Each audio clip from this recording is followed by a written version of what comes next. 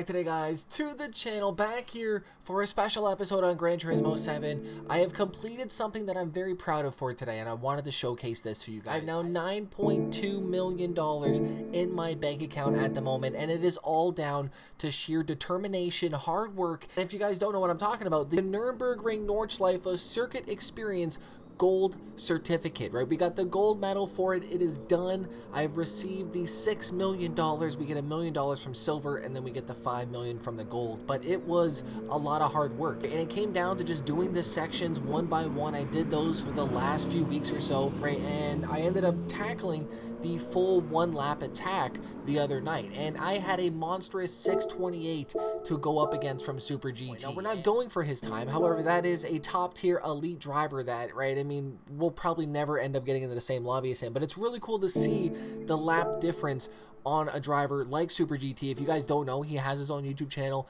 very professional driver, and racing IRL with karting and as well too in the Nürburgring for this year. I don't know the exact terms, I don't want to get them wrong. Just right, go and check out his channel, subscribe over there. Now, my best time going into this was a 6:39, 6:34. Now, I knew in my head there was a couple things that I could definitely do better in the later stages of the track. So it really came down to just sheer determination and keeping up with that ghost. And I felt like the ghost was a huge thing because it was allowing me to see where I was mid-lap if I needed to abort the mission and just retry it and really just try to push ahead. And right off the rip again, overshooting turn one. I made sure that my brake bias was set on this one, and I decided to just put my head down, and that is exactly what I did for this lap. We're going to be running this. This is the BMW GT3 M6. This thing is kind of big, but I feel like it handled nicely. Obviously, you made sure that you're in the lines as you're going, but it was definitely a interesting drive, to say the least. You had to make sure that every single corner was exactly perfect, and it was something that it came down to just doing repetitions, right? Getting that seat time. And I'm often asked, you know, a lot of the time, how to get better in your sim racing or your sim drifting, and it comes down to just seat time. That is the biggest way for somebody to get better at something in general. I mean, even in life, just doing something over and over again. Either you have that sheer talent right off the rip. I really do wish that I could go back to when I was a kid playing the old Gran Turismos and telling myself, hey, you need to learn these tracks now because you're going to see them all the way up until this point in your life, right? I definitely didn't play it as much as I probably should have to get that circuit track experience, but I've slowly been learning this past decade, and, you know, just on and off, right? Not heavy into one game. I've been, you know, on GT7 a little bit more often than usual, though, because of the fact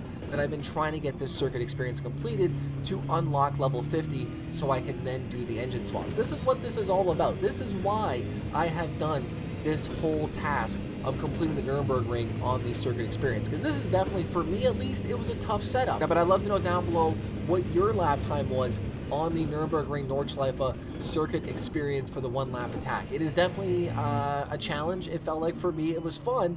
However, though, I don't think I would have been able to do this without the actual ghost being on the track. And I definitely learned the Nürburgring quite a bit. Obviously, I knew the Nordschleife a lot, but I think the beginning stages, I really had to just put my head down on the later stages of the track to really just tunnel vision and get to those apexes where I needed to be. I have a pretty good understanding of the Nordschleife. However, though, when you really get deep into the lap, 4, 5, 6 minutes, sometimes corners become a little bit blurry. I do have the assists on, though, for the actual apexes, so it definitely does give me a better understanding of where I need to be. For me as a driver, I need that on the screen. For sure, Gran Turismo 7, they make it super easy to not have the racing line, essentially, but you have a good understanding where you need to be no matter what the track is. So, it's a great visual aid. It doesn't hinder you at all. I don't know. If you guys use it, let me know down below. Also, I was using the traction control on, I do believe, level 3.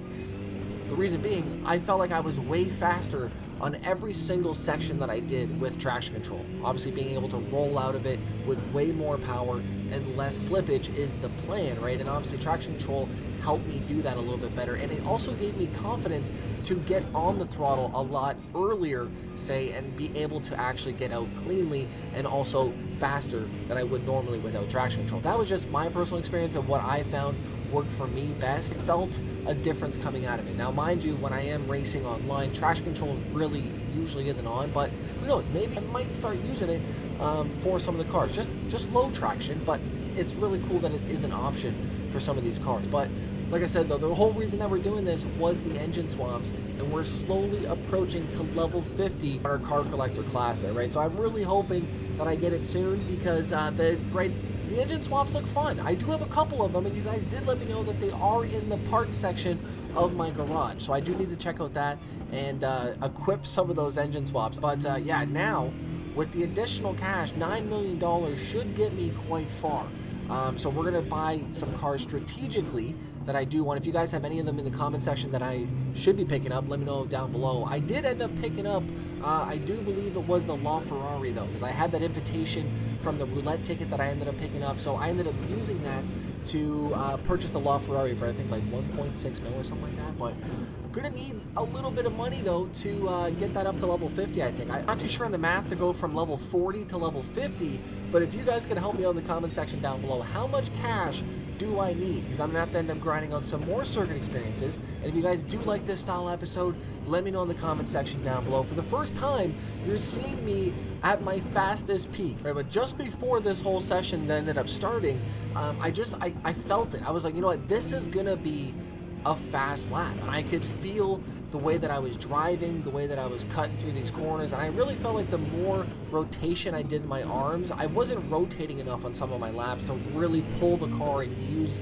the full amount of the tires. So I really found myself, you know, using all the skills that I could possibly use on this lap, but really dialing in, focusing, hence why there's no wheel cam. I was just driving. I didn't even really think it was going to happen. If I was going to be completely honest with you, I thought for sure I was going to be just underneath the gold, and then I was going to record my full reaction with the wheel cam for the next day. So I was like, cool, I got myself at least a good solid replay, and it turned out this was the lap. This was the money lap right here. This was a $5 million lap, right? Absolutely wild. I was very proud of my driving on that, and instantly felt relief, right, from not having to do this damn thing anymore, because it was, to say the least, it was fun, and it was actually in the perfect timing, because, right, and I mean, the reason why I was doing this, basically, because I got back into GT because of the engine swaps, but Super GT's been posting out his whole series on the Nürburgring, right, so it was really cool being able to, you know, watch Super GT stuff, and then also play the Nürburgring, which I've been wanting to do. I've been wanting to get more into the Nürburgring a little bit more, and just put down some more consistent laps. That's exactly what we did today, right? We ended up pulling a 6:36 985. Exactly what we needed, just under that 6:37, and I was very proud of that time. Very proud of it. If you guys think you can go faster, let me know in the comment section what your time was. Now, mind you, I could have definitely went faster.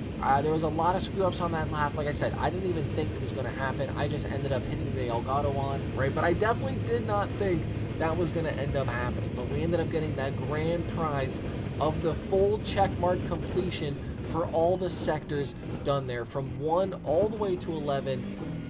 It was a lot, right? It definitely took a little bit. Some of them were easier than others, right? The ones that are 42 seconds or so, 40 seconds, some of them were tough, right? Some of them, for me at least, getting it, you know, back into the groove of fast racing, especially GT standards, right? GT7 is a very, very competitive game, which is the main reason why I love GT so much. So definitely had a lot of fun with this. So if you guys have a track that I should do next live on my episode, let me know in the comment section down below. But the one lap attack with the gold to finish it off, and then we get the prize money rolling in. 117 kilometers I ran for that daily marathon. Not bad. 117K took me to actually beat my personal best and grab the gold at the same time. Grabbed a 4-star roulette ticket and that big old $5 million gold earnings on the Nürburgring. Huge pickup. Absolutely huge pickup. We have a couple in-car views. I wish that we could actually move our head around a little bit more in-game. The replays let you do it, but it would be cool, though, if we could actually do it as we're driving, right? Just my thoughts, right? Just my thoughts and opinions out there.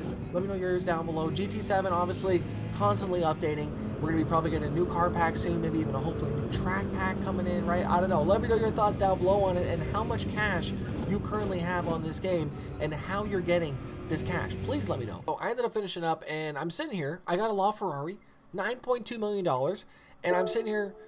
We have an Olympic esports event coming up as well, too. Obviously, we have the June 25th, 2023 championship event going down there for the Olympic esports event. So that's going to be happening very soon, and we have a opportunity to race that exact event and earn $1 million. So I'm probably going to be doing that as well too. I'll grind that out, get some cash. And I actually have another $3 million coming in from my lap time challenge on the scuba circuit in the rain. Actually, we ended up pulling a 109.638. Right, so huge thank you if you guys are still here for watching one of my greatest Gran Turismo 7 accomplishments, I feel like, in a long time. It definitely is a very satisfying feeling when you are chasing down those goals and you finally get it, man. You finally unlock that last one that you're trying to do, and you can either move on to the next track or turn it off for the rest of the night and go relax because you feel like you've actually done something on the game, right? I definitely did enjoy today's episode.